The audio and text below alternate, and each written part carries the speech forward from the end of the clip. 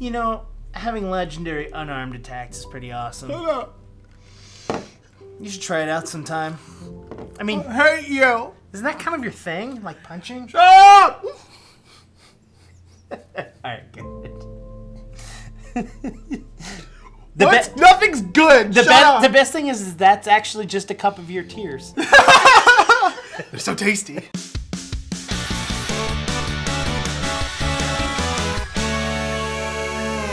I wonder if those tears are going to read on camera. Hi, everybody. Welcome to GameGorgon. My name is Krug. I'm Indigo. Today we're here to talk to you about the monk. The one and only monk. We're gonna hop right into it. You're gonna see on the screen a bunch of proficiencies. The key things are the fact that you get to choose either strength or dexterity for your key ability. You're also an expert in all saving throws. Which is strong. Yeah, maybe the fighter starts with expert, unarmed attacks, which is like, okay, cool, whatever. You get expert saving throws. Yes. All of them. At level 1, you're going to get flurry of blows. For one action, you're gonna make 2 unarmed strikes.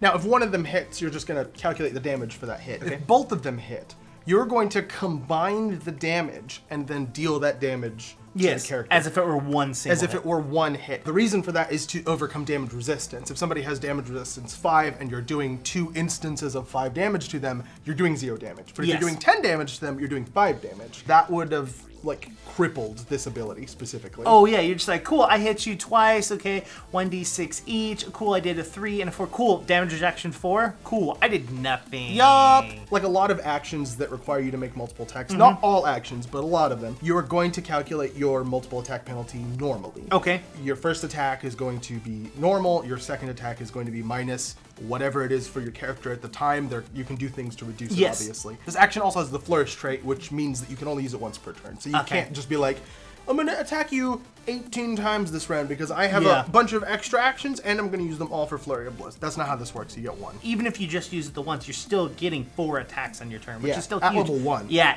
that right there. Also at level 1, you're going to be getting your first monk feat, which is great. Very similar to the fighter because you're going to be getting a feat at first level and every even level thereafter, which means a second feat at level 2. As much as I wanted to play dwarf for Court of Corvids, I picked a human specifically so I could pile monk feats into my life. Come on, just bring him. Just bring him. At level 1, you're also going to have Powerful Fist. This is a feature that is monk-exclusive. Yes. So instead of doing 1d4 for your unarmed strikes, like most characters are going to be doing, you're going to do, at level 1, 1d6 damage. When you make an unarmed attack as another class, you get a -2 circumstance penalty to the attack if it is a lethal attack. Yes. You're trying to kill the person with your punch because you were not used to using your fists as lethal weapons. Yes. Maybe as a fighter, you know really how to use your fists, but you're not using them to kill people. You're using them in bar fights or in training or in something like that. Yeah, you're using non-lethal damage for them. You just want them knocked out. You just want them out of the way. You just want to hurt them a little bit. You're not trying to destroy if the them. fighter's trying to destroy someone, they're using a bow, they're using a sword, they're using an axe, something like that. As a monk, you kill people with your fists, and you do not take that -2 circumstance penalty. I mean, you're probably going to disagree. Makes up a little bit for that legendary. No, I super agree. Because totally it's like agree. when they're going to, in the situation where a fighter is going to be using their unarmed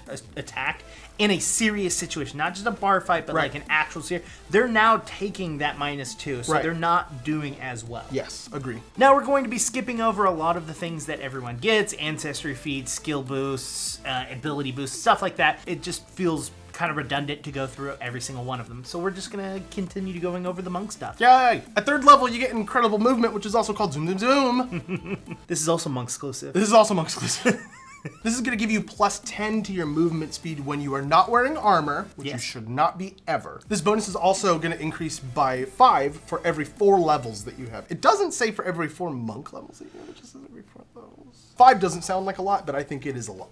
I think the difference between 30 and 35 is huge. If you are even 1 square faster than someone, you catch up to them. Yeah. Eventually. Catch up to them, and you have to remember that each round you've got 3 actions. The monks usually going to try to use flurry of blows. So if they have to use 2 actions to get to you, they're going to hit you twice. Exactly. Which is like, oh no, that's more damage than I expected. And then on top of that, monk has other things to make them faster in a situation for key points. We'll talk about They're actually not key points anymore, they're focus points, but whatever. You know what I mean? We'll talk about those in a second. At 3rd level, you're going to get Mystic Strike, where your unarmed attacks are going to be considered to be magical. And the main reason for this is to get over damage reduction for things that are magical. This doesn't give you like a plus anything to your attack. There are monk like equipment pieces, like mystical hand wraps, that give you a bonus to your attack or to your damage. You have to get that equipment. This is literally just overcoming physical damage resistance at this level, because it's just like a balancing thing. It lets you punch ghosts. Yeah, exactly. At 5th level, you get Alertness. This is going to increase your proficiency. That's not a word. This is going to increase your perception proficiency to expert. It's basically you drink coffee every morning. That was a weird sound. At 5th level, you're going to get Expert Strike, where your proficiency in unarmed attacks is going to go up to Expert. At 7th level, you're going to get your first Path to Perfection.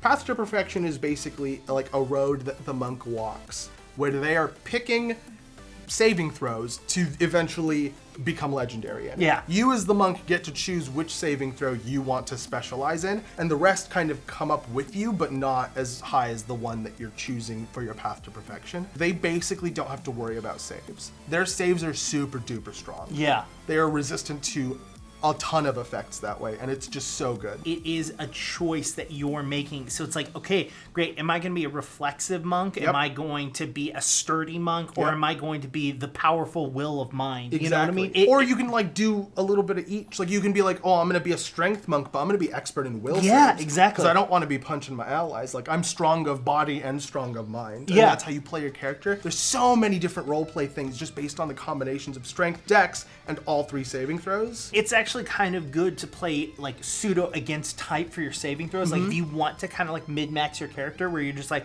cool, I'm already putting points in con and strength, so I'm not really worried about, or con and dex, so I'm not really worried about reflex or fortitude, so I'm going to make my will saves the thing that's really strong. I agree 100%. Off type is a definite valid way to go. You could also go the other direction, which is I'm going to pile into reflex so that I always critically succeed reflex saves. Yeah. That's going to be awesome. And there's nothing wrong with that. It's just that you're now opening yourselves up by being so perfect at one thing. Absolutely. You have to definitely be good at coordinating with your party and being like, can you cover this for me? Can you cover this for me? Great. I'm going to be excellent at this. We didn't actually talk about the thing yet. 7th level, Path to Perfection, your first one. Whichever saving throw you choose for your first Path to Perfection is going to become Master. And when you get a success with that saving throw, you get a critical success instead. At 11th level, you're going to get your second Path to Perfection, where you're going to choose a different save that you did not choose from your previous one and increase it to Master as well. Same thing goes for the saves as well. If you make a success, it's considered to be a critical success. Yeah. At 15th level, you're going to get your third Path to Perfection.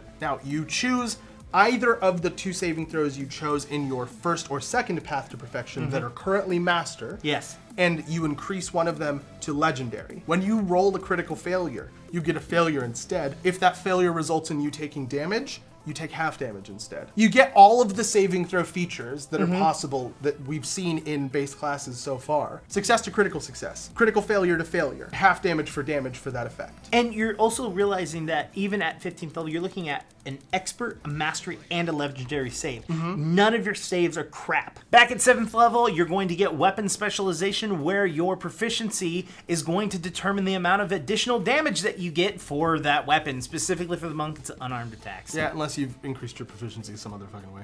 At 9th level, you get metal strikes. This is going to allow your unarmed strikes to be treated as cold metal or silver. These 2 properties allow you to deal damage to demons and to like certain other Fae. Yeah. You can hit werewolves. Yeah. Just a balancing feature, again, because if at this point these enemies start to become more and more common or start to become possible to see, you wouldn't be that effective if you were just punching them with your skin. We don't want these characters to feel useless because of the choices that they've, like, by choosing this class. Yeah, exactly. And that's, like, the benefit of it. And so I think it works. Yeah, I really like it. I agree 100%. Like, it is a necessary adjustment. Maybe it's not as exciting as some of the, other feats or class features that we've seen, but it is necessary, and thank you for putting it in. Yeah. At 9th level, you're going to get Monk Expertise, where your DC for your Monk class features is going to increase to Expert, and your proficiency with your key spells and spell DCs and spell attacks is also going to increase to Expert as well. Yep. At 13th level, your proficiency with unarmored defense is going to increase to Master.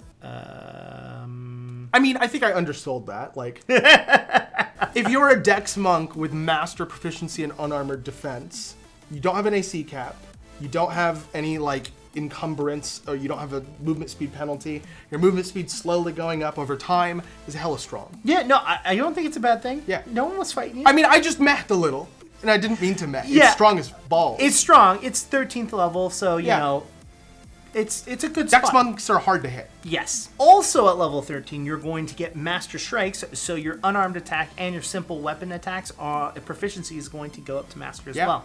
So not only are you getting harder to hit, you're also getting easier to hit other people. Yes. This is actually a pretty spiky level for monk. Yeah. That's a lot of stuff. Yeah, you're just like, cool, let's just, boop. Well, and you have to remember, since you're getting feats every even level, you're looking at this, like, level 13, you had just gotten a feat the previous level, you're not getting one this level, so it's like, okay, let's just give you a nice little boop just up. a solid little tap on the boot. A good game. If you will. A good game. At level 15, you're going to get greater weapon specialization. This is going to add more flat damage. Based off your proficiency.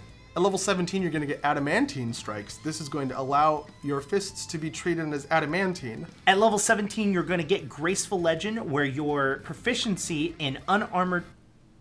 I'm waiting to be happy. Oh, okay. I thought you had to sneeze. I was pausing. No. Unarmored defense proficiency goes to legendary. There you go. And your spell class DC and your spell attack and your DCs for all of your key spells and stuff like that goes to mastery. Right. You don't get legendary Unarmed attack. unarmed attacks. That is not a thing that this character has access to.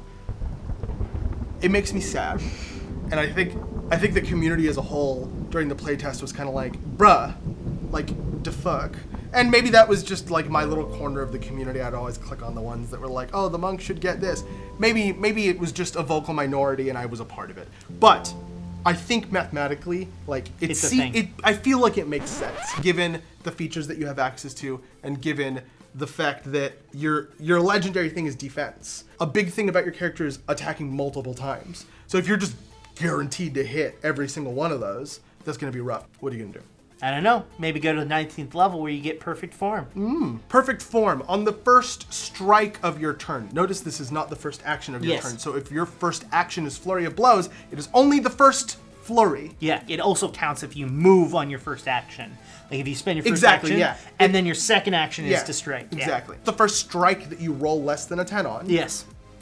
you can just treat that as a 10 instead. That's pretty damn good because you're already an expert, so you're gaining 19 plus minimum 10, so you're looking at a 29 to hit unless you roll a 1. Actually, here's the thing, is that it physically says if you roll lower than a 10, so even a 1 is considered to be a 10. Yeah, like you literally treat the roll as though you had rolled a 10, so you're not critically failing in my book, right? Unless their armor class is a Yeah, exactly. 39. You're not critically failing based off of a natural 1 exactly. because you didn't roll a natural 1. Treat it as though you had rolled a 10. It's good that we're getting this out of here now because if we get to 19 at Court of Corvids, this is going to be a thing that I say a bunch. Yes, I rolled a 10. I rolled a 1, but I rolled a 10. I feel we didn't go over it as much because I feel that there was already plenty to go over. Sure. But the thing is that you are getting a bunch of feats like the fighter. Yes. There are a ton of them. There are stances, which we didn't discuss Yes. about. There is key points and how key Yes. works. Those are two major things Yes. that you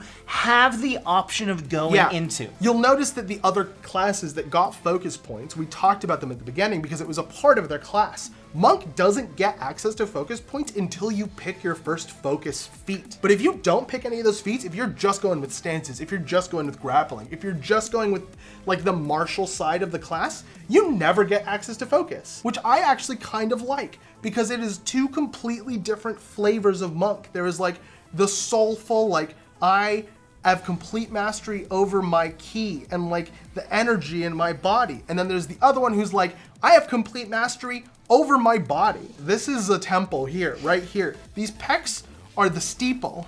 Open the door and see all the people. This is not my temple. No. This is an altar to Satan. My temple, this is very much like a temple. It's just old and rotted. Collapsing from the inside. These are abandoned temples. Exactly. These are the abandoned. This is what you don't want to happen. Yeah, exactly.